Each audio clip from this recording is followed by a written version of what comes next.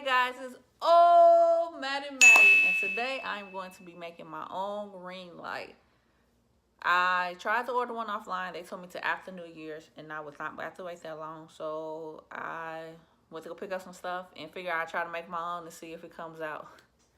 So what I got was aluminum foil, some LED lights, a rope light at that, a wreath, some zip ties. You'll also need some cardboard. I know in my last video I said I was going to do my hair, and I am, but I realized that I am coloring my hair soon. So when I color my hair, I'm going to put part 2 of that video up as a tutorial. So I cut my cardboard into the same size as my wreath. Now I'm wrapping aluminum foil around my wreath. Yes, my aluminum foil is wrinkled because I tried different methods with the flexible strip, which was okay, and then the flat strip, which don't do it. Trust me, don't do it. This is the finishing results. Now I'm using my zip ties and my lights. Now I am securing my light down, and I'm just going to go around the whole thing with it.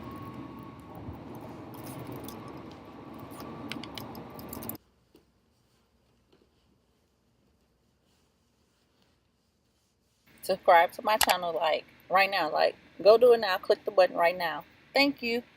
And this is what it looks like when the lights are secured down with the zip ties.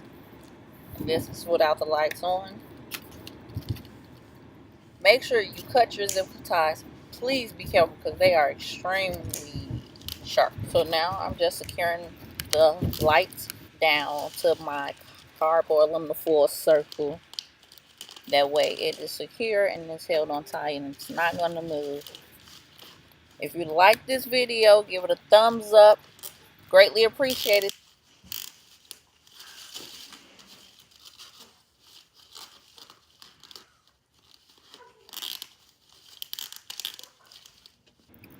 These are the final results. It is secured down.